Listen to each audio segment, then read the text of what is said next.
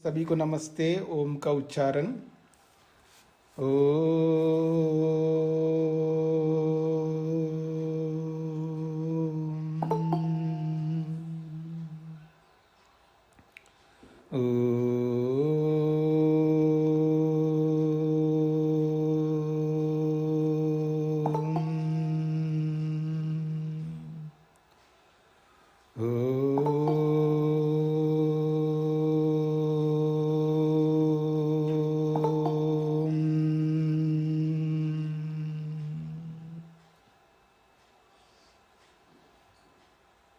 वेदांत दर्शन के तीसरे अध्याय के दूसरे पाद के 25वें सूत्र तक विचार हुआ है।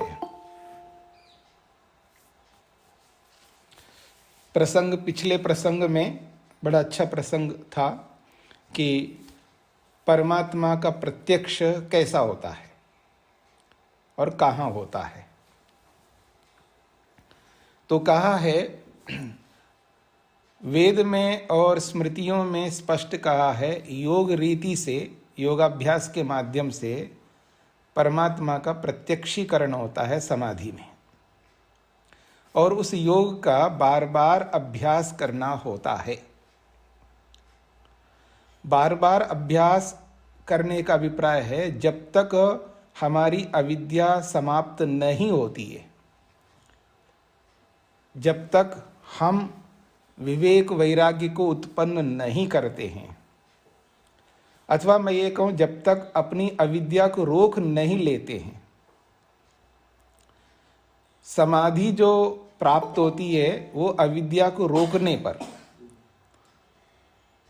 अविद्या को रखते हुए, अविद्या का व्यवहार करते हुए, अर्थात मैं ये कहूं व्यवहार काल में हम बीच में कभी कभी राग भी करते रहे, द्वेष भी करते रहिए, कभी कभी गुस्सा करे, कभी ईर्ष्या करे, कभी अपना आपा खो बैठे, या कभी इतना स्वस्वामी संबंध से युक्त हो जाए, बीच बीच में त्रुटियां करते रहें, अविद्या से युक्त होते रहें, और उपासना के काल में, संध्या के काल में बैठ करके और हमारी समाधि लग जाए, ऐसा कभी नहीं हो सकता।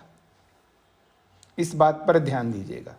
यदि समाधि लगानी है तो जीवन में से उन सारी स्थितियों को, अविद्या से युक्त होकर के जिन क्रियाओं को हम करते हैं, उन सब को रोक लगाना होता है, ब्रेक लगाना होता है। कर ही नहीं सकते, दो काम एक साथ नहीं चल सकते, एक ही काम चलेगा।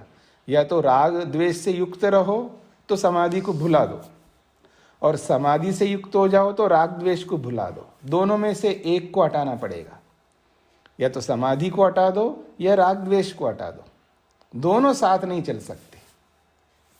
यानी हम संसार में राग द्वेष भी करते रहे और इधर समाधि लगाते रहे, ये कभी नहीं हो सकता। तो जब तक राग द्वेष हटते नहीं हमारे जीवन से, जब तक विवेक वैराग्य नहीं होते, तब तक हमें ये अभ्यास निरंतर बनाए रखना पड़ता है। इसलिए उन्होंने कहा कर्मणि अभ्यासात्, योग रूपी कर्म में निरंतर अभ्यास करने से हमें परमात्मा का दर्शन, उसका प्रत्यक्षीकरण होता है, ये बात कही गई है। तो आइए आगे बढ़ते हैं। जब परमात्मा का प्रत्यक्ष होता है तो उस प्रत्यक्ष की स्थिति में होता क्या है, ये बात आगे कही जा रही है 26वें सूत्र में। अतो अनंतेन तथा ही लिंगम, अतः का मतलब है उस समाधि से, अनंतेना, अनंत परमात्मा के साथ जीवात्मा युक्त हो जाता है, अर्थात उसके आनंद से आनंदित हो जाता है, या यूं कहिए परमात्मा में स्थित हो जाता है, परमात्मामय हो जाता है।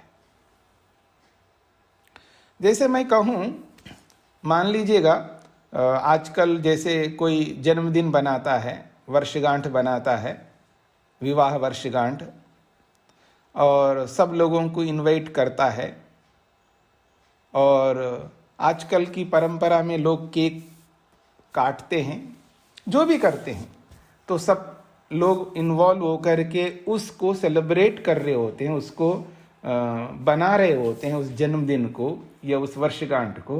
तो जिसका जन्मदिन है, जिसका वर्षगांठ है, वो लोग उसमें खो जाते हैं। उस आनंद में, उस खुशी में सब लोग बधाइयाँ दे रहे हैं, सब लोग शुभकामनाएं दे रहे हैं, बड़े लोग आशीर्वाद प्रदान कर रहे हैं। तो उस आशीर्वाद को सुनते हुए, उस शुभकामनाओं को सुनते हुए, या उस वाहवाह को, या जो भी उनकी प्रशंसा सुनते हुए उसमें खो जाते, उसमें उससे युक्त हो जाते। ठीक इसी प्रकार से जब समाधि लगती है, या मैं ये कहूँ जब बहुत भूखा बच्चा होता है ना, बहुत भूखा है, मतलब बहुत भूख लग रही है उसको, वैसे आजकल के जो बच्चे होते हैं ना, छोटे बच्चे जैसे होते हैं, आनाकानी करते रहते, नहीं खाते, उसके पीछे पीछे घूमना पड़ता है, खिलाते रहते, खाते नहीं बच्चे लोग। पता नहीं हम लोगों को बचपन में ऐसा मिलता नहीं था, और आज बच्चों को सब कुछ मिलता है लेकिन वो खाते नहीं है। हमको खाना नहीं मिलता था, हम परेशान होते थे, ये नहीं मिल रहा, वो नहीं मिल रहा है, जो भी नहीं मिल रहा है बचपन में, और आज सब कुछ मिल रहा है बचपन में, लेकिन बच्चे खाते नहीं है, ना दूध पीते हैं, ना मतलब जो भी शरीर के लिए जो आवश्यक तत्व है, जो माँ बाप आज देना चाहते हैं बच्चों को, दही खिलाना चाहते हैं, मक्खन खिलाना चाहते हैं, घी खिलाना चाहते हैं, दूध पिलाना चाहते हैं, जो भी जिनका जैसा ही स्थिति है वो सब देना चाहते हैं, बच्चों को पसंद ही नहीं करते वो। और बहुत बच्चा जो है कभी माँ से कहे, माँ आज बहुत भूख लग रही है, अब मेरे को तो जो है खिला दो बस। अब वो जो माँ खिला रही होती है उस बच्चे को प्रेम से, अब उस खिलाने में खो जाती है माँ। और दे दो, एक और रोटी बस मेरे को, और एक रोटी।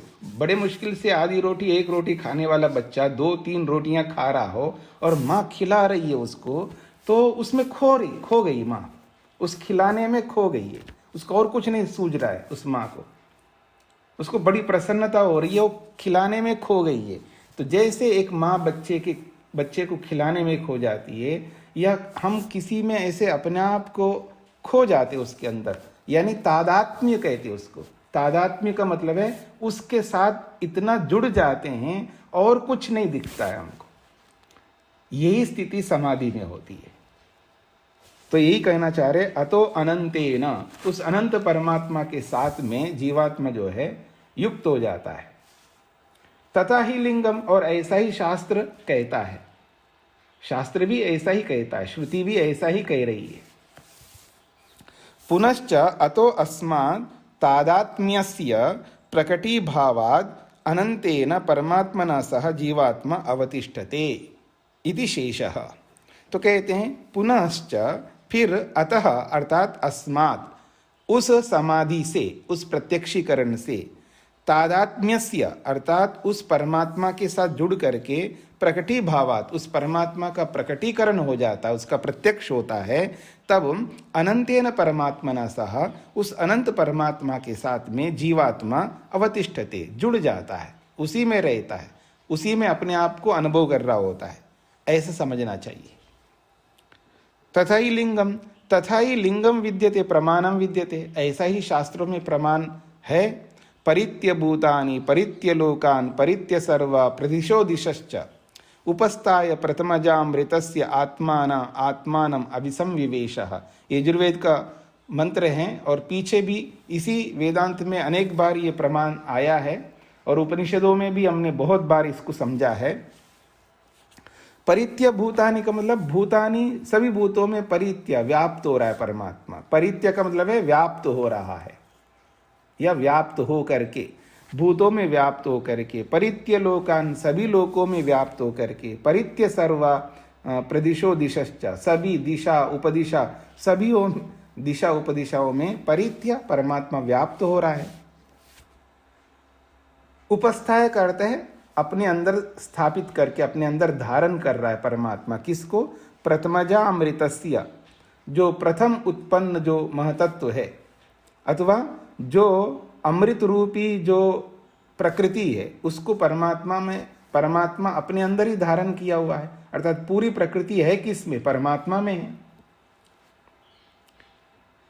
ऐसे जो संपूर्ण पृथ्वी को अपने में धारण किया हुआ है, उपस्थाया अपने में धारण किया हुआ है, अमृत रूपी जो प्रथम उपस्थित जो प्रकृति है या प्रथम उत्पन्न जो महतत्व आदि पदार्थ हैं वो सब अपने अंदर धारण करके विराजमान हैं। ऐसे परमात्मा को आत्मना आत्मानम अभिसंविवेश, अपने आत्मा से ही उस आत्मा में प्रविष्ट हो जाना चाहिए, अर्थात अपनी आत्मा को उस परमात्मा रूपी आत्मा के साथ जोड़ लेना चाहिए। बीच में और कोई साधन नहीं चाहिए, जरिया नहीं चाहिए,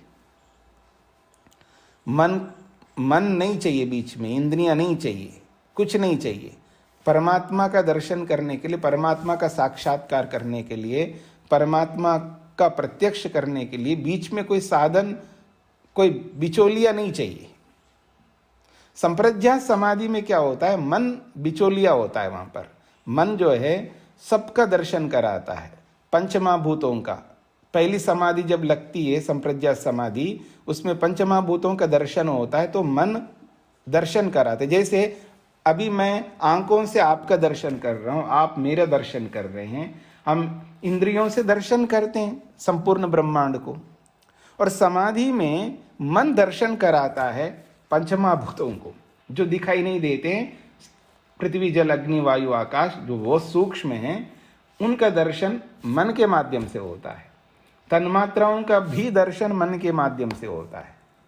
इंद्रियों का, ज्ञानेंद्रियों और कर्मेंद्रियों का, 10 इंद्रियों का दर्शन भी मन के माध्यम से होता है, अर्थात मन ही उनका दर्शन कराता है, वो जरिया बनाता है। जैसे आंखें रूप का दर्शन कराने में जरिया है, माध्यम है, ऐसे ही।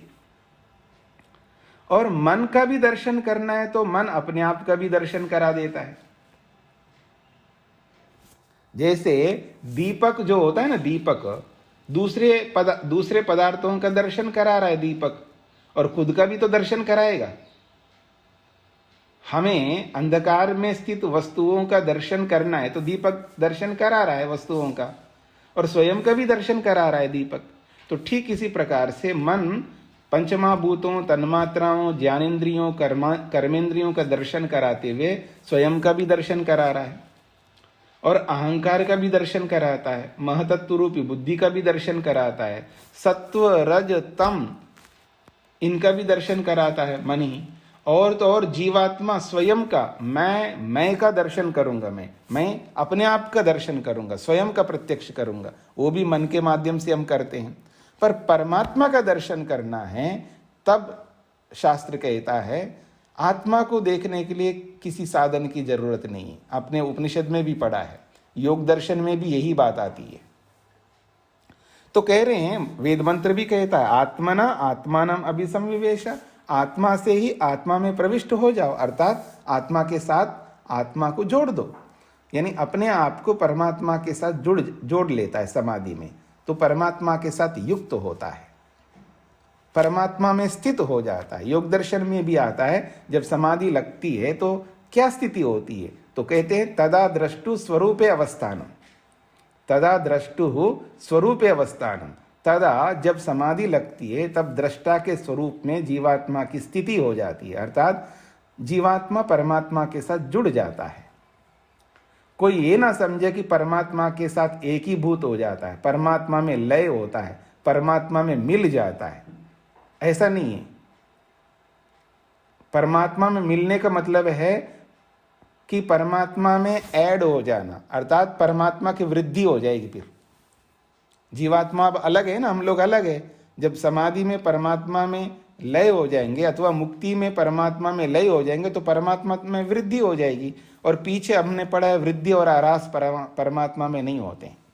तो इसका मतलब है परमात्मा में लय नहीं होता है, परमात्मा से युक्त होता है। यही कहना चाहते हैं सूत्र, ततो अनंतेन, अनंत परमात्मा के साथ युक्त रहता है, अपने आप को परमात्मा से जोड़ लेता है। तो यही बातें आगे सूत्रों से भी और आपको समझाया जाएगा।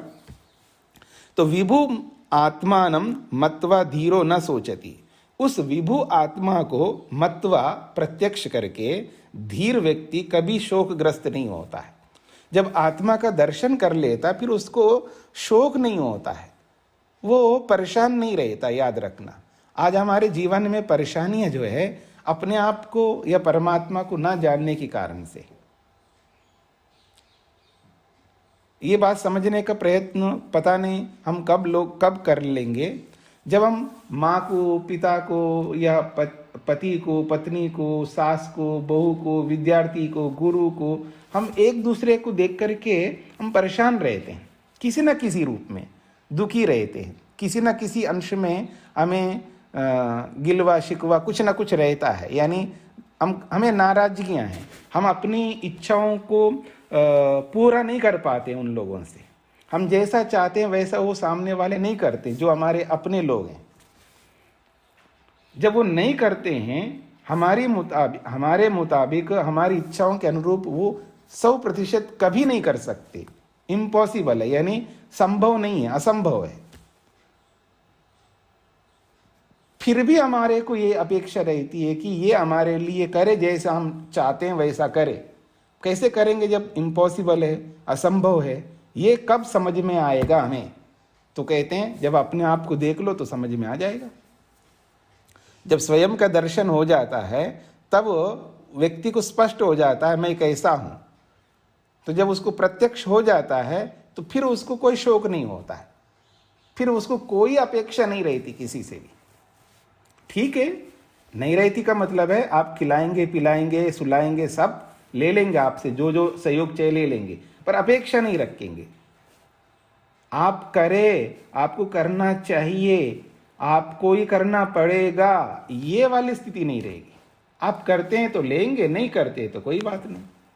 हाँ देखिए, बताना धर्म होता है, बताएंगे, पर दुखी नहीं होंगे, ये सबसे बड़ी बात है।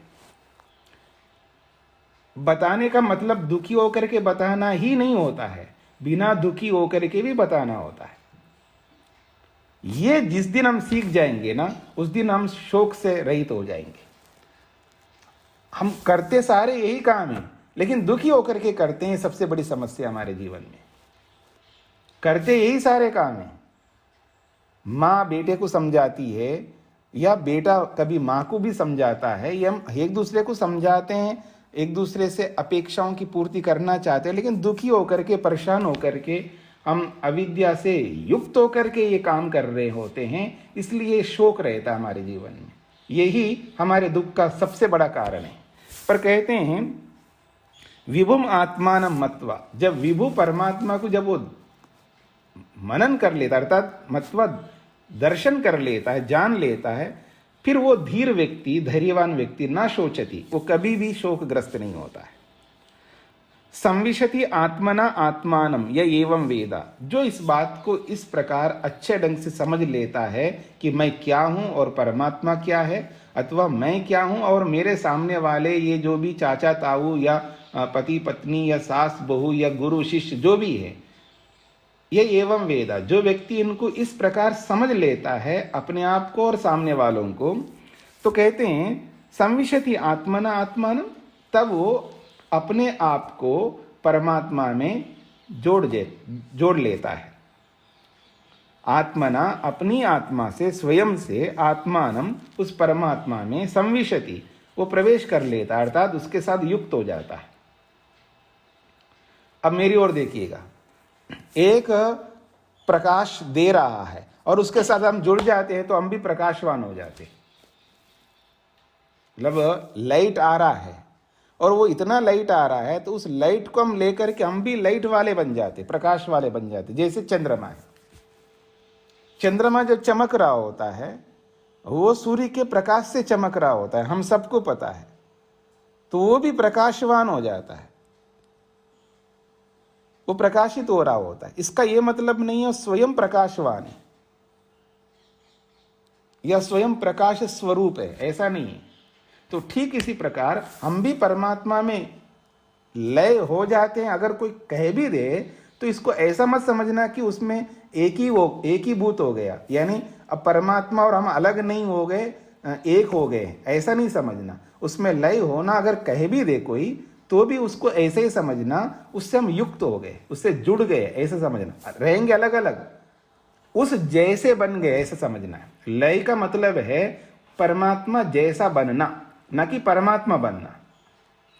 जैसे चंद्रमा प्रकाशवान हो गया है तो प्रकाशवान प्रकाश स्वरूप नहीं हुआ है, प्रकाशवान का मतलब है प्रकाश वाला बन गया। पहले प्रकाश वाला नहीं था, अब प्रकाश वाला बन गया। सूर्य के प्रकाश को पा करके प्रकाश वाला बन गया, ना कि प्रकाश स्वरूप बन गया। दोनों में अंतर होता है। तो ठीक इसी तरह हम लोग भी जब परमात्मा में जुड़ जाते हैं या परमात्मा के साथ संयुक्त होते हैं, उसके स्वरूप में स्थित होते हैं, हम भी आनंद वाला बन जाते हैं, आनंद स्वरूप नहीं बनते। बस ये समझना होता है। तो यही कहते हैं तदा द्रष्टु स्वरूप अवस्थानम। तो तदा उस समाधि की अवस्था में दृष्टा जो जीवात्मा है वो द्रष्टु परमात्मा के स्वरूप में अवस्थित हो जाता है, अर्थात उस जैसा बन जाता है। ऐसे समझ लेना चाहिए। सूत्रार्थ,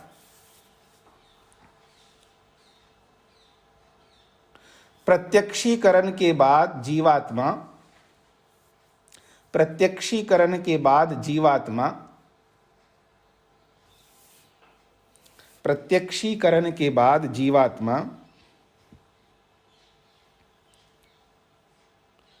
प्रत्यक्षीकरण के बाद जीवात्मा अनंत परमात्मा के साथ, अनंत परमात्मा के साथ, अनंत परमात्मा के साथ युक्त होकर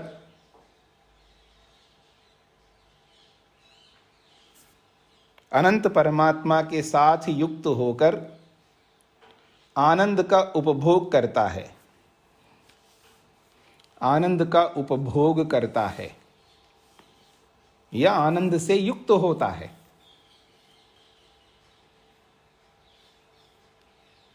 या आनंद वाला होता है।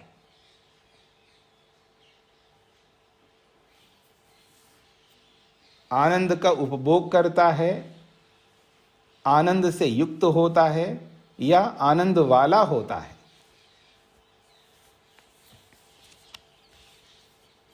हाँ जी, आगे बढ़ते हैं।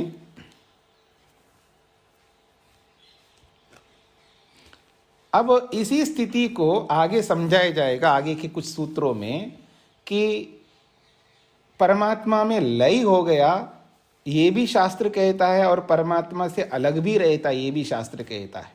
दोनों बातें कहती है शास्त्र, मतलब श्रुति जो है दोनों बातें कह रही होती है कि जीवात्मा उसमें लय हो जाता है, अर्थात उसमें मिल जाता है, ऐसा भी शास्त्र कहता है, श्रुति कहती है। या उससे युक्त होकर के अपना स्वरूप अलग ही रखता है, ये भी शास्त्र कहता है। तो दोनों बातें समझना होता है हमको, दोनों बातों को। तो इसी बात को लेकर के आगे सूत्र प्रस्तुत किया जा रहा है। संराधनात् प्राप्ते मोक्षे। संराधनात् प्राप्ते मोक्षे का मतलब है उपासना से मुक्ति मिलती है ना, उपासना से मुक्ति मिलती है समाधि लगाने से। संराधनात् का मतलब है समाधि से प्राप्ते मोक्षे, मोक्ष की प्राप्ति होने पर। प्रकाशादिवच्च अवैशेष्यम इत्यनेन वर्णितम, ये जो 25वें सूत्र में जो प्रकाश और प्रकाश्य इन दोनों को साथ में जोड़ करके समानता जो दिखाई है, तो वहाँ पर प्रकाश्य प्रकाशवद व, प्रकाश्य और प्रकाशवद, प्रकाश्य प्रकाशित होने वाली वस्तु और प्रकाश देने वाला पदार्थ, या व्याप्य व्यापकवद, व्याप्य और व्यापक के समान। एक व्याप्य है और एक व्यापक है। व्यापक परमात्मा है और व्याप्य कहते एक देशी जीवात्मा। भेदेन अवैशेष्यम, दोनों का भेद से, भेदेन अवैशेष्यम न युक्तम, उनको भेद से अर्थात अलग अलग के रूप में नहीं बताया है। ये तो नहीं भेदे नहीं व वर्णनम अभेदेनापि तु उपलभ्यते, केवल भेद से ही उनका वर्णन नहीं किया, यानी दोनों अलग अलग रहते ऐसा शास्त्र ने नहीं कहा, और अभेद से भी शास्त्र बोलता है, यानी दोनों एक हो गए ऐसा भी शास्त्र कहता है।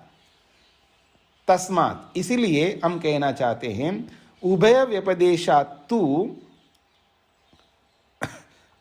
अहि कुंडलवत।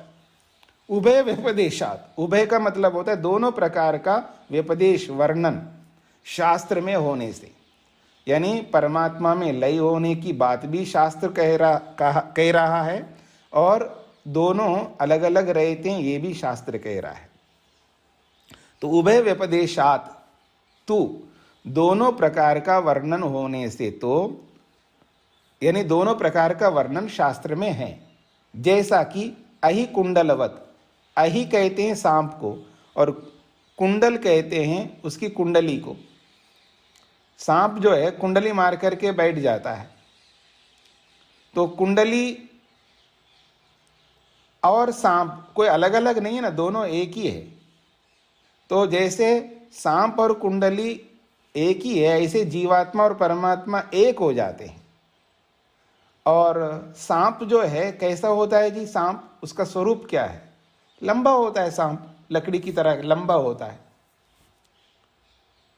हमेशा कुंडली के रूप में नहीं रहता है ना सांप। तो कुंडली अलग चीज है और सांप अलग चीज है, अलग अलग भी होते हैं दोनों और दोनों एक भी होते हैं। जैसे सांप और कुंडली अलग अलग होते हुए भी एक है, ऐसे ही जीवात्मा और परमात्मा अलग अलग होते हुए भी एक है,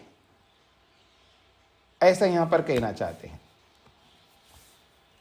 तो उभय व्यपदेशात संराधनात् प्राप्ते फलस्वरूपे मोक्षे, जो संराधन से अर्थात समाधि से जो फलरूपी मोक्ष की प्राप्ति होती है, उस मोक्ष की प्राप्ति में तो उभयो द्वयो भेद अभेदयो वर्णनात्, दोनों प्रकार का वर्णन शास्त्र में है।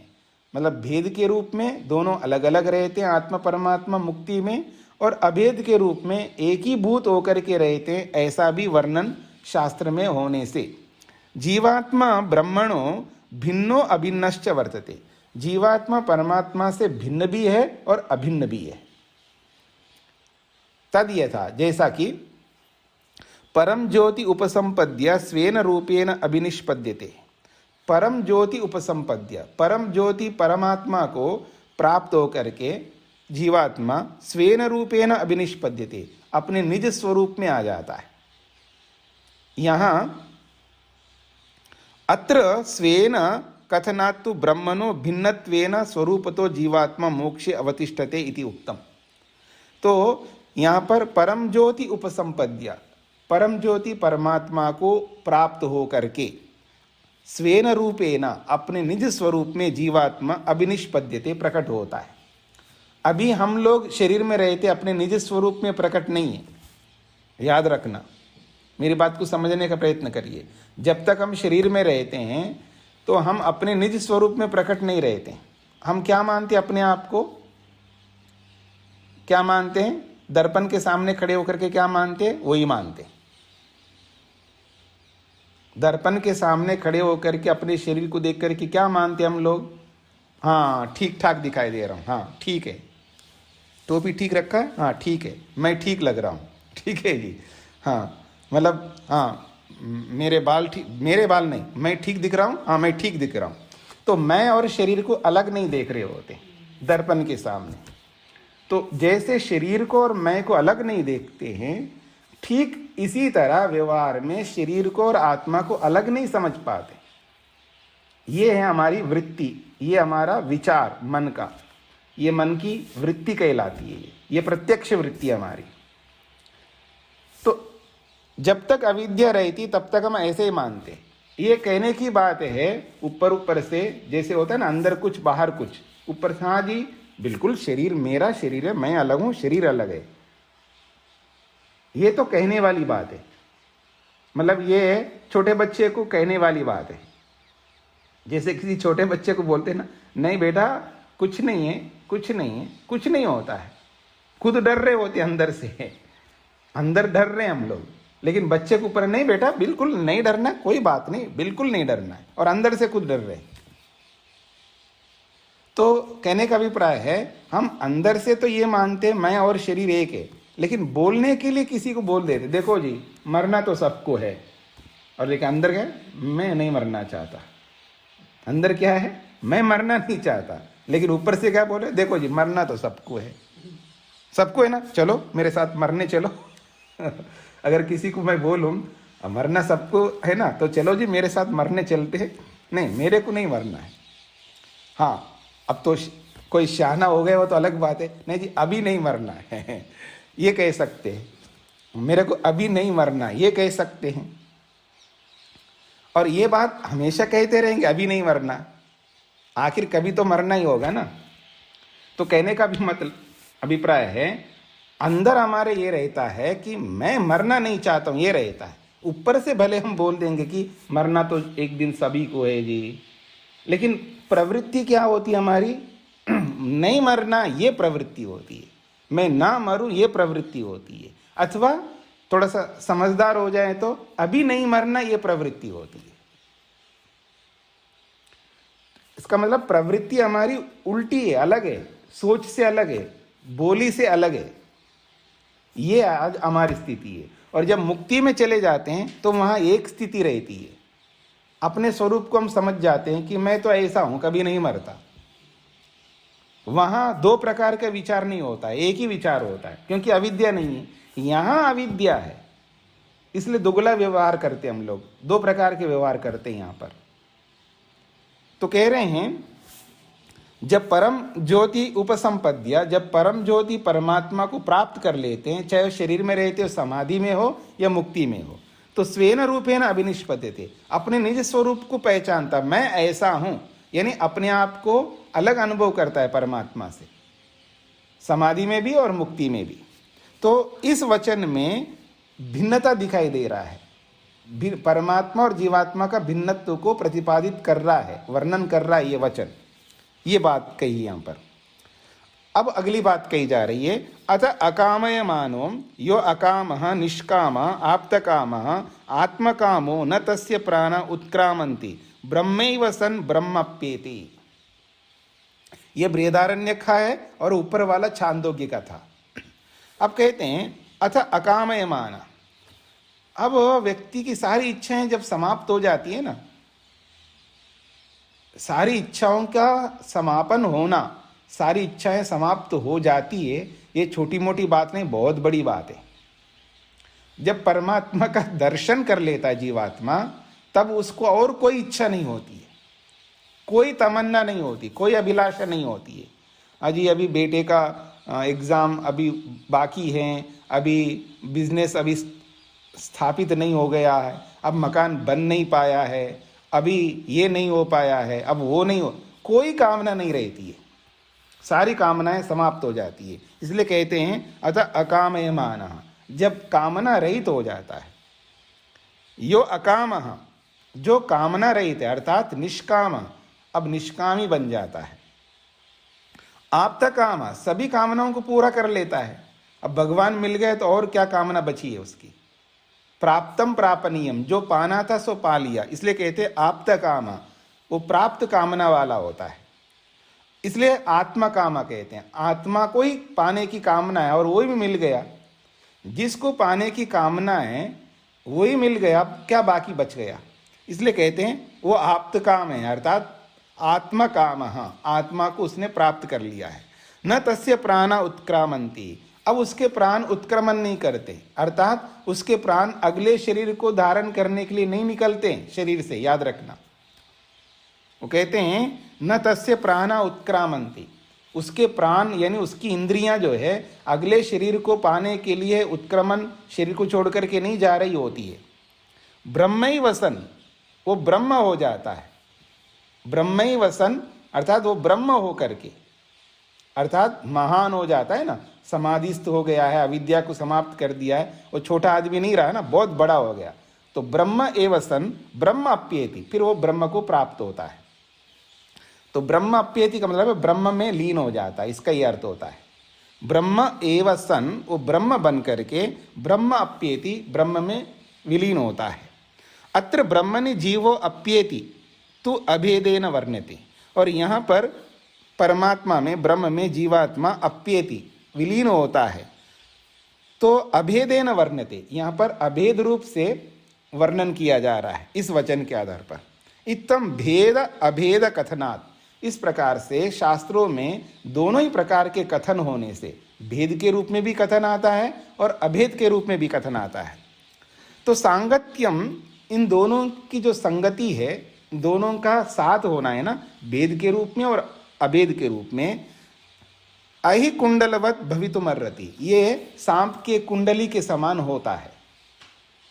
यथा जैसे कि अहि सर्पः कुंडलम तस्य वृत्तम अनुवृत्ताकारम निश्चेष्टम शरीरम इति यावत्। जैसे अहि कहते हैं सर्प को, अहि सर्प, कुंडलम, कुंडलम का मतलब है वृत्तम, एक गोलाकृति, गोलाई के रूप में अपने शरीर को बना करके वो निश्चेष्टम शरीरम, मतलब शरीर को निश्चेष्ट करके, क्योंकि सांप का काम है दौड़ना, भाग दौड़ करता रहता ना, चलता फिरता रहता है, तो उसका शरीर अब निश्चेष्ट हो जाता है। कुंडली मार करके जब बैठ जाती है तो उसका जो गोलाई के रूप में जो शरीर है वो बस शांत रहता है, इसका यह अभिप्राय है। आत्मा भी उसी प्रकार, जैसे सर्प जो है सांप कुंडली मार करके निश्चेष्ट बैठा रहता है, उसी प्रकार आत्मा भी परमात्मा न शरीरम, और जीवात्मा कौन है? परमात्मा का शरीर है जीवात्मा तो, क्योंकि हमारे अंदर रहता है ना परमात्मा। मुझ आत्मा में परमात्मा रहता है, तो कहना चाह रहे आत्मा भी परमात्मा न शरीरम, यथा च उक्तम, शास्त्र ने बोला भी था, यह आत्मनि तिष्ठन आत्मनो अंतरो यस्य आत्मा शरीरम, जो आत्मा में रहता हुआ आत्मा से अलग है और जिस परमात्मा का आत्मा शरीर है, तो हम जीवात्मा परमात्मा के शरीर हैं, तो जीवात्मा परमात्मा के लिए शरीर रूप है यहाँ पर। तस्मात् इसीलिए स शरीर रूप आत्मा मोक्षे निश्चेष्टा सन अहि कुंडलवद अहे कुंडलाकृति शरीरवद अवस्थानात्। तो कहते हैं जब जीवात्मा परमात्मा का शरीर बन गया तो वो शरीर रूपी जीवात्मा मोक्ष में कैसा रहता है? निश्चेष्टा सन, बिना चेष्टा के, अहि कुंडलवत, जैसे सांप की कुंडली है उसके समान वो रहता है। अये कुंडलाकृति, जैसे सांप की कुंडल की आकृति है गोलाई के रूप में, वो आकृति कुंडलाकार बना करके वो निश्चेष्ट, बिना कोई क्रिया के, बिना हिले डुले वो सांप की कुंडली बनी रहती है, तो वैसे ही वो रहता है। तो भिन्नो अहे कुंडलवत, और जब वो कुंडली होती है वो सांप से अलग होती है।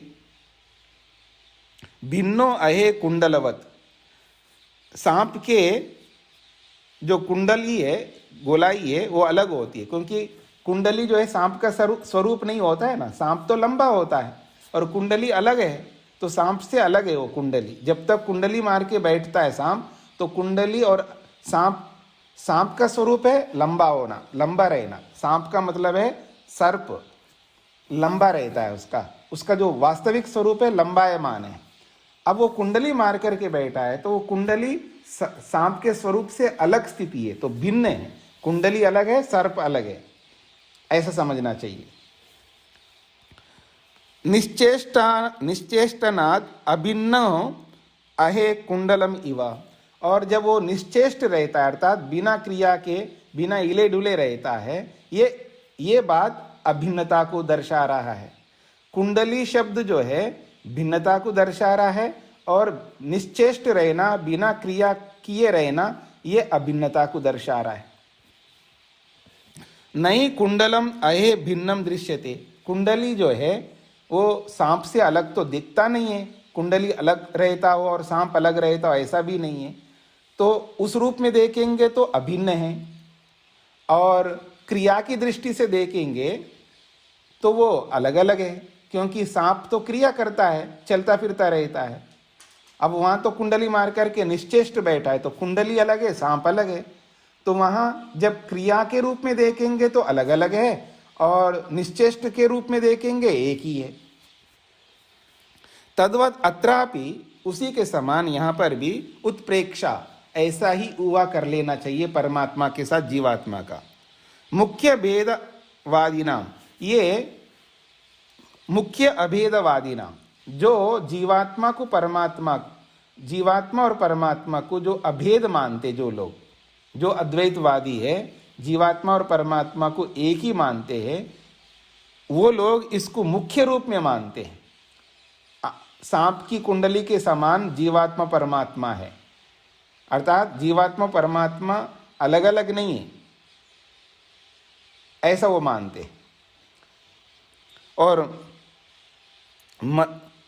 मतांतरम एतत् तु शांकर भाष्य अपि संकीर्तितम, और इसी मत को शांकर भाष्य में भी दिखाया गया है। वो मुख्य अभेद मानते हैं। तो इस दृष्टिकोण से सांप की कुंडली के समान जीवात्मा और परमात्मा की स्थिति होती है,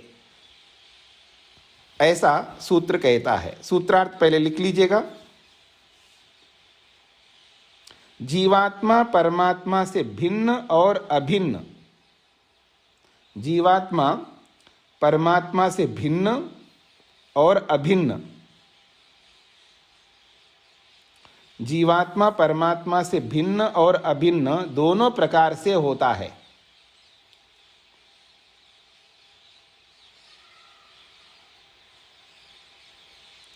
जीवात्मा परमात्मा से भिन्न और अभिन्न दोनों प्रकार से होता है, ऐसा ही शास्त्र में वर्णन किया गया है।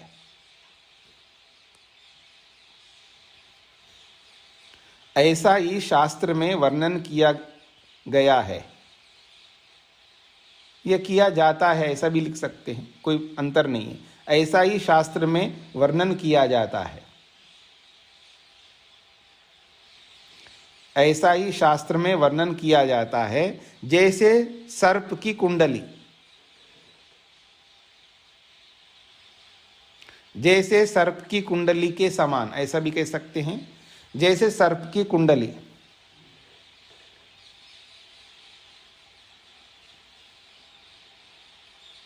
जैसे सर्प की कुंडली। अब यहां केवल हमें क्रिया और अक्रिया को ध्यान में रख करके देखेंगे तो हमें समझ में आएगा।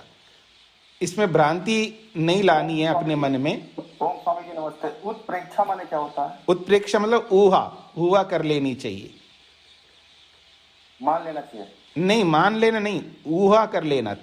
हुआ समझते हैं? हुआ, ऊहा। ऊहा का मतलब होता है जैसे एक बात को बताया, उसी बात के अनुसार दूसरी बात को भी समझना है, वैसे ही ऊहा कर लेनी चाहिए। जैसे ये दोनों ऐसे, वो दोनों हैं, दोनों हैं। धन्यवाद जी जी। तो सांप की कुंडली जो है, सांप और कुंडली स्वरूप को देखेंगे तो दोनों अलग अलग होंगे, क्योंकि सांप कुंडली की तरह नहीं होता है ना, लंबा होता है। तो सांप का लंबाई अलग है, कुंडली अलग चीज है ना। कुंडली थोड़ी देर के लिए है, कुछ समय के लिए। उसके निज स्वरूप में क्या रहता है? सांप लंबा ही रहता है। तो स्वरूप की दृष्टि से देखेंगे तो कुंडली अलग है और सांप अलग है, एक स्थिति। और जब हम क्रिया के रूप में देखेंगे, क्रिया के रूप में, हाँ, इसको ऐसा देखेंगे, जब क्रिया की स्थिति में देखेंगे, ये सांप जब बैठा हुआ नहीं होता है तो उसकी क्रिया के रूप में देखेंगे तो सांप और उसका जो लंबाई है वो एक ही है। सांप का जो जितना लंबाई है वो और सांप एक ही चीज है। लेकिन जब निश्चेष्ट रहता है, बिना क्रिया के रहता है सांप, तो कुंडली मार करके बैठा हुआ रहता है, तो कुंडली अलग चीज है और सांप अलग चीज है। तो जब क्रिया रहित देखेंगे तो एकत्व के रूप में, और क्रिया के रूप नहीं, क्रिया के रूप में देखेंगे तो एकत्व के रूप में, और क्रिया रहित की स्थिति में देखेंगे तो अलग अलग के रूप में देखना है हमको। तो जब सांप बैठा हुआ रहता है तो कुंडली मार करके बैठा हुआ होता है, निश्चेष्ट रहता है, तो वो कुंडली अलग है सांप से। सांप का स्वरूप नहीं है कुंडली। और जब वो क्रियाशील रहता है तब सांप और कुंडली अलग नहीं है, एक ही जैसा ही है। उसका जो लंबाई को ही तो कुंडली कहते हैं। तो कुंडली और सांप एक ही चीज होगा, इस रूप में समझना है। इन्होंने इस रूप में समझाया है, जब वो निश्चेष्ट रहता है तो सांप और निश्चेष्ट जो उसकी कुंडली जो है वो एक ही बताए यहाँ पर। यानी कुंडली बिना क्रिया के लंबा ना रह करके बस एक कुंडली रूप में गोलाकार के रूप में बना हुआ है, तो सांप और वो गोलाकार निश्चेष्ट स्वरूप है, वो अलग अलग नहीं है, एक ही है, ऐसा इन्होंने कहा। तो दोनों में कोई विशेष अंतर नहीं है। कहने का अभिप्राय यह है कि जब क्रियाशील रहता है तो वो लंबा रहता है, उसका स्वरूप है, और जब कुंडली के रूप में, गोलाकृति के रूप में वो सांप रहता है तो वो गोलाकृति उसका स्वरूप नहीं है। पर स्वामी जी क्षमा चाहती हूँ, ये शंकर भाष्य का सिद्धांत है, ये मुख्य सिद्धांत तो नहीं लग रहा। नहीं, मुख्य सिद्धांत में भी यही है। वहां अभेद के रूप में माना जाता है, हम भेद अभेद दोनों मानते हैं। पर स्वामी जी, जो सांप की कुंडली और सीधा रहना दोनों उसके स्वभाव है। वो आराम करता है तो कुंडली में बैठता है, काम करता है तो वो लंबा होता है। नहीं, स्वभाव का मतलब स्वभाव अनेक होते हैं, उसमें तो कोई बात नहीं है, लेकिन उसका निज स्वरूप कुंडली नहीं है ना, बस केवल इतना समझना है। निज स्वरूप कुंडली नहीं है, लंबा रहना उसका निज स्वरूप है। कुंडली तो कभी कभी किसी स्थिति में रहता है कुंडली के रूप में। जैसे किसी की वृत्ति होती है ना, कोई किसी की वृत्ति है अध्यापन का, तो उसका मुख्य वृत्ति के अध्यापन है। अब अध्यापन नहीं कर रहा है, अब वो दाढ़ी बना रहा है। अब दाढ़ी बनाना उसका मुख्य स्वरूप नहीं है, अध्यापन करना उसका मुख्य स्वरूप है। दाढ़ी तो कभी कभी बना लेता है। जी ठीक है, धन्यवाद। दाढ़ी बना, मान लो वो अपने बेटे का भी दाढ़ी बना रहा है, खुद का भी दाढ़ी बना रहा है, और अपने भाई का भी दाढ़ी बना रहा है, तो उसको बार्बर नहीं कह सकते आप, उसकी मुख्य वृत्ति नहीं है। मुख्य वृत्ति तो अध्यापन की है। तो ऐसे ही सर्प की जो मुख्य वृत्ति है वो लंबा रहने की है, कुंडली तो कभी कभी होता है। तो भेद और अभेद के रूप में, दोनों रूप में हमें देखना है उसको, केवल क्रिया और अक्रिया को ध्यान में रख करके। तो ऐसे ही जीवात्मा और परमात्मा को देखना है। जीवात्मा जब समाधिस्थ होकर के उसमें युक्त होता है तो विलीन हो गया, ऐसा मानते हैं, और जब स्वरूप से देखते हैं तो दोनों अलग अलग मानते हैं। स्वरूप से दोनों अलग अलग है, और आनंद को ध्यान में रख करके देखेंगे तो दोनों एक ही है, एक जैसे है। एक ही है का मतलब है एक जैसे, ऐसा समझना है, बस इतना ही अंतर है इसमें। धन्यवाद। इसी बात को 28वें सूत्र में स्पष्ट किया जाएगा। प्रकाश आश्रयवद व तेजस्त्वात्। प्रकाश आश्रयवत, प्रकाश के आश्रय से तेजस्त्वात्, वो तेज स्वरूप होता है, वास्तविक रूप में तेज स्वरूप नहीं है। प्रकाश के आश्रय से, जैसे चंद्रमा प्रकाश के आश्रय से प्रकाशवान होता है, स्वरूप से प्रकाशवान नहीं है। चंद्रमा सूर्य के प्रकाश से प्रकाशवान है, लेकिन स्वरूप से नहीं है। तो ऐसे ही यहाँ पर जीवात्मा को समझना है। जीवात्मा जब परमात्मा में लय होता है तो आनंद वाला होता है, पर आनंद स्वरूप नहीं। तो कहते हैं तत्र भेद अभेद व्यपदेशे प्रकाश आश्रयवद व अपि सांगत्य प्रकाशो भवितुमर्हति। ये जो भेद और अभेद का जो वर्णन है शास्त्रों में, ये प्रकाश आश्रयवत, प्रकाश के आश्रय के समान समझना चाहिए। जैसे प्रकाश के आश्रय से चंद्रमा प्रकाशवान होता है, लेकिन चंद्रमा सूर्य नहीं होता है। तो ठीक इसी प्रकार से जीवात्मा जब आनंदवान होता है तो आनंद स्वरूप होने से आनंदवान नहीं है, परमात्मा के आश्रय से आनंदवान है, ऐसे समझना चाहिए। यथा ही, जैसा कि प्रकाश तदाश्रयश्च भेद अभेदाभ्याम व्यवहारम अर्हता तथैव अत्रापि विज्ञेयम्। जैसे प्रकाश तदाश्रयश्च, एक प्रकाश जैसे सूर्य है वो प्रकाश स्वरूप है, और तदाश्रय उस प्रकाश का आश्रय लेने वाला चंद्रमा है। तो भेद अभेदाभ्याम व्यवहारम अर्हता, भेद और अभेद के रूप में दोनों व्यवहार को प्राप्त होते हैं। जब प्रकाश, सूर्य के प्रकाश से चंद्रमा प्रकाशित होता है तो दोनों एक जैसे हो जाते हैं, तो अभेद को प्राप्त होते हैं। लेकिन वास्तव में एक है या अलग अलग है, तो वास्तव में अलग अलग है। तो ऐसे ही भेद और अभेद के रूप में दोनों व्यवहारों को प्राप्त होते हैं, सूर्य और चंद्रमा। तथैव वैसा ही अत्रापि विज्ञेयम, वैसे ही जीवात्मा परमात्मा के बारे में भी समझ लेना चाहिए। भेदेन तो लक्ष्यते अग्नि इति च तदाश्रय, भेद रूप से तो लक्षित होता ही है, जैसे अग्नि है और उसके आश्रित लाठी है। आप में से कोई म्यूट नहीं किया है, माइक को बंद करके रखिए।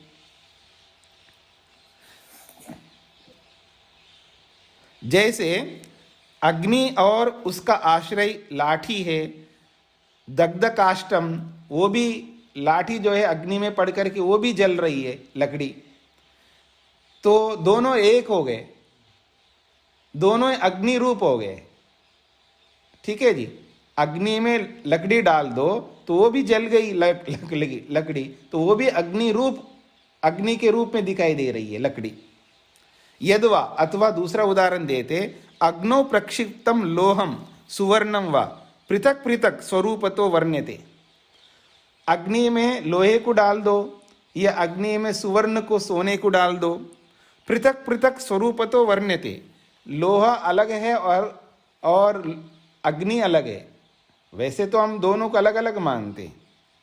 अतः तेजत्वात्, जब तेज के कारण से, प्रकाश के कारण से दोनों में वही तेज दिखाई दे रहा होता है, अग्नि में भी और उस लोहे में भी, उस सुवर्ण में भी, तो तेजस्वात् प्रकाशमानत्वात्, तेज के कारण से, प्रकाशवान होने से अग्निर्न विद्यते, फिर वो लोहा, वो सुवर्ण अग्नि से अलग नहीं दिखता, दोनों एक जैसे ही दिखते हैं। अग्नो प्रक्षिप्तः पदार्थ अग्निरिव तेजस्वान प्रकाशवान भवति, उसी को स्पष्ट कर रहे हैं। अग्नि में जो डाला गया जो पदार्थ है, चाहे वो लोहा है, सुवर्ण है, वो अग्निरिव तेजस्वान, वो अग्नि के समान तेजस्वी दिखाई देता है, प्रकाशवान भवति, वो प्रकाशवान होता है। तद्वद अत्रापि विज्ञेयम, उसी के समान यहाँ पर भी आत्मा परमात्मा में समझ लेना चाहिए। परम ज्योति उपसंपद्य स्वेन रूपेण अभिनिष्पद्यते, उस परम ज्योति परमात्मा को पाकर के अपने निज स्वरूप में प्रकट होता है जीवात्मा। इति भेदस्तु दर्शित एव, ये भेद तो दिखाया ही है शास्त्र में। और अभेदो अपि उच्यते, और अभेद के रूप में भी शास्त्र कहता है। उक्तो ही परमात्मा तेजस्वरूप, और परमात्मा जो है तेज स्वरूप है। पूर्वत्र परज्योति अग्निना परज्योति नामना अन्यत्रापि, और परम ज्योति के नाम से दूसरे स्थान में भी परमात्मा को बताया, तेजोसी तेजोमयी देही, आप तेज स्वरूप हो, मुझे भी तेजस्वी बना दो। तस्य तेजस्वरूपस्य तेजस्त्वात्, उसके तेज स्वरूप से तेज वाला जीवात्मा होने से, तेजस्व ग्रहणात्, उसके तेज को जीवात्मा ग्रहण करने के कारण से, तदर्थ प्रार्थना विधानात्, उस तेज रूपी अर्थ को पाने की प्रार्थना का विधान शास्त्र में होने से, उपपद्यते अभेदोपि, जब उसके प्रकाश को पा करके वो भी तेजवान बनता है तो वहाँ पर अभेद के रूप में दिखाई देता है। इत्थम विशिष्ट अभेदवादिनां गौण रूपेण अभेदम मन्यमानानां व उत्प्रेक्षा, तो विशिष्ट अभेदवादिनां, जो विशेष रूप से अभेद मानते हैं जो लोग, यानी अद्वैतवादी लोग, गौण रूपेण अभेदम मन्यमाना, और जो हम लोग गौण रूप से अभेद मानते हैं, हम लोग क्या मानते, त्रैतवादी गौण रूप से अभेद मानते हैं, और अद्वैतवादी मुख्य रूप से अभेद मानते हैं। तो उत्प्रेक्षा हमें ऊहा कर लेनी चाहिए, हमें ये समझ लानी चाहिए कि वास्तव में अभेद है या गौण रूप से अभेद है। जैसे लोहा अग्नि में डालने से अग्नि वाला बन जाता है, तो स्वयं अग्नि नहीं है, मुख्य रूप से अग्नि नहीं है, गौण रूप से अग्नि वाला है। तो ऐसे ही जीवात्मा जब परमात्मा में विलीन होता है तो मुख्य रूप से विलीन होता है या गौण रूप से विलीन होता है, ये हमें समझना चाहिए इन उदाहरणों से। ये भाष्यकार हम पर छोड़ दिया। सूत्रार्थ, स्वामी जी फिर गौण रूप से विलीन होता है, तो विलीन गौण रूप, जैसे सुवर्ण अग्नि जो है, अग्नि में डाल देते हैं तो वो अग्नि वाला बन जाता है ना। हाँ। तो अग्नि अग्नि वाला बन जाता है। हम लोग भी समाधि में जब चले जाते हैं आनंद वाला बन जाते हैं जी। तो दोनों अलग अलग नहीं हो गए ना, वो भी आनंद वाला, हम भी आनंद वाला है, तो दोनों एक जैसे हो गए ना। हाँ, तो गौण रूप से हुआ ना, हम गौण रूप से एक जैसे हो गए, लेकिन अद्वैतवादी मुख्य रूप से मानते, बस ये अंतर है। अच्छा, मतलब जीवात्मा परमात्मा स्वरूप नहीं हो जाता, आनंद स्वरूप नहीं होता, आनंद वाला होता है। यही समझाया ना आपने? हाँ जी, यही समझाया जी, बिल्कुल। सूत्रार्थ है प्रकाश वाले सूर्य आदि के आश्रय से, प्रकाश वाले सूर्य आदि के आश्रय से,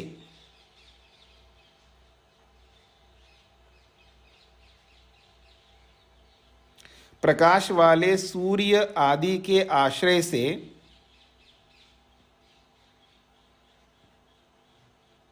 अन्य पदार्थ प्रकाशित होते हैं। प्रकाश वाले सूर्य आदि के आश्रय से, प्रकाश वाले सूर्य आदि के आश्रय से अन्य पदार्थ प्रकाशित होते हैं। प्रकाश वाले सूर्य आदि के आश्रय से अन्य पदार्थ प्रकाशित होते हैं, वे भी प्रकाश वाले होते हैं, वे भी प्रकाश वाले हो जाते हैं, वे भी प्रकाश वाले हो जाते हैं, वे भी प्रकाश वाले हो जाते हैं।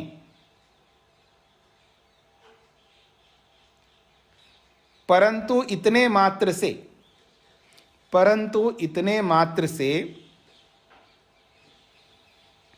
परंतु इतने मात्र से प्रकाश स्वरूप नहीं होते हैं, परंतु इतने मात्र से वे प्रकाश स्वरूप नहीं होते हैं।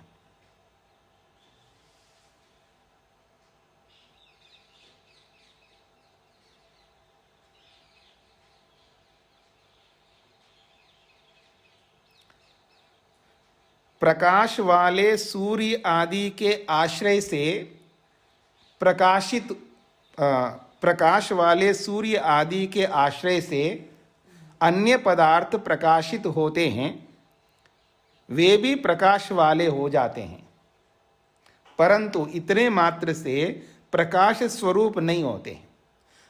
तो यहाँ पर प्रकाश वाला होना और प्रकाश स्वरूप होना दोनों में बहुत अंतर है। प्रकाश वाला का मतलब है अग्नि के संपर्क से हम लोग भी अग्नि वाले बन जाते, लेकिन अग्नि स्वरूप नहीं होते। मतलब हमें भी अग्नि नहीं बोला जाएगा। लोहा अग्नि के सहारे से प्रकाश वाला बन गया, वो भी अग्नि जैसा दिख रहा है, लेकिन अग्नि नहीं होती है। लोहा अग्नि नहीं बनती है, अग्नि वाला जरूर होता है, प्रकाश वाला जरूर बनता है। तो जीवात्मा भी आनंद में, परमात्मा में संयुक्त होकर के, परमात्मा में विलीन होकर के आनंद वाला तो है, लेकिन आनंद स्वरूप नहीं हो सकता, इसलिए दोनों अलग अलग ही रहेंगे। तो विलीन होना या आनंद वाला बताना ये गौण रूप से है। उससे युक्त होने के कारण से हम बोल रहे आनंद वाला या विलीन होना, वास्तव में दोनों अलग अलग ही रहते, मतलब एक नहीं होते, इसका ये अभिप्राय है। उसमें विलीन होकर के भी अलग अलग रहते। स्वामी जी, एक बात मन में आ रही है, पूछ लूं जी? कि जैसे अग्नि में अगर लोहा डालें तो कुछ समय के लिए अग्नि वाला है, लेकिन बाद में तो फिर केवल लोहा हो जाता है। इसी तरह जब परमात्मा आत्मा से, जब आत्मा परमात्मा से मिलता है और वो आनंद वाला हो जाता है, वो भी कुछ समय के लिए है या सदा के लिए है? हाँ, तो हमारे कर्म कुछ समय के लिए होते हैं, तो आनंद वाला भी कुछ समय के लिए होते हैं माता जी। जी धन्यवाद। जी जी, क्योंकि सदा के लिए तब होंगे ना जब हम ऐसे अनंत कर्म तो कर नहीं सकते। जब अनंत कर्म नहीं कर सकते तो अनंत फल कैसे मिलेगा हमको? ये सीधी गणित है, बहुत सरल गणित है कि जो लोग ये मानते हैं एक बार मुक्त हो जाएंगे तो बस सदा के लिए मुक्त हो जाएंगे, इसका अर्थ होगा कि सीमित कर्मों से अनंत फल मिलेगा, ऐसा सिद्धांत बनेगा। और ऐसा सिद्धांत कभी नहीं हो सकता। और परमात्मा को जब हम न्यायकारी मानते हैं तो सीमित कर्मों का फल अनंत नहीं दे सकता। फिर किसी के दिमाग में आ जाए जब वो अनंत नहीं देगा फिर वापस लौटना है तो फिर तो मुक्ति के लिए मेहनत क्यों करना है। फिर भी मेहनत करता है व्यक्ति, क्यों? हमें परमानेंट नौकरी चाहिए जी, हमें टेम्परेरी नौकरी नहीं चाहिए। पता नहीं जी कल निकाल दे हमको। लेकिन जैसे आजकल बोलते हैं ना सरकारी नौकरी, इसका मतलब है 20-25 साल के लिए तो निश्चिंतता है जी, एक बार नौकरी मिल गए 20-25 साल मैं ठीक ठाक नौकरी करता रहूँगा, मेरे को निकाला नहीं जाएगा। लेकिन प्राइवेट कंपनी वाले आप ठीक ठाक करो तो भी निकाल देंगे आपको, ये तो सबको पता है ना। और आजकल जो कोरोना के कारण से जो हुआ है सब जानते हैं आप लोग। और जो दिवालियां निकल गए जिनके, जो छोटे छोटे जो बिजनेस वालों के, तो वो लोग क्या किए, उन्होंने अपने लगे हुए लोगों को निकाल दिया उन्होंने। तो ऐसे प्राइवेट में ये समस्या होती है। इसलिए हर आदमी परमानेंट चाहता है, पक्का चाहता है, लंबे काल के लिए चाहता है। तो ये नहीं सोचना है कि दोपहर में खाना खा लिया है तो रात को भी खाना पड़े इसलिए दोपहर में भी नहीं खाएंगे, ये कोई तर्क नहीं उचित, ऐसा तर्क उचित नहीं है। कोई ये सोचे कि दोबारा मुक्ति से लौट के तो आना ही है, तो फिर क्या जरूरी है इतनी लंबा इतना मेहनत करो, ये करो वो करो, मेहनत ही नहीं करेंगे। ये मूर्खता वाली बात है कि रात को खाएंगे तो कल सुबह भी दोबारा खाना पड़े इसलिए रात को नहीं खाएंगे, दोपहर में खाएंगे तो रात को भी खाना पड़े इसलिए खाएंगे नहीं, खाएंगे तो रोग ही पड़ेंगे इसलिए खाएंगे नहीं। ये बातें जो है ये उचित नहीं है। हमें मुक्ति को प्राप्त करने के लिए अगर हम 1 घंटे के लिए दुख से छूटते हों तो हम 1 घंटे के लिए मेहनत क्यों ना करें। अगर हमें 1 साल के लिए दुख से छुटकारा मिल रहा हो तो 1 साल के लिए मेहनत क्यों ना करें। ये हमको 100 साल तक दुख ना मिले ऐसी स्थिति में हमें कोई रखना चाहता है और उसके लिए कुछ कंडीशन रखता है, वो आपको ये करना पड़ेगा, तो उसके लिए मेहनत क्यों ना करें हम। तो ऐसे ही इतने लंबे काल के लिए मुक्ति होती है तो उसके लिए तो मेहनत करना ही पड़े, भले लौट के आएंगे कोई बात नहीं, लेकिन उसका समय इतना अधिक है, उतने काल के बीच में हमको बिल्कुल दुख नहीं मिलेगा, तो उसके लिए मेहनत करके वहाँ पहुँचना चाहिए। यही बुद्धिमत्ता है। ओम शांति शांति शांति ही।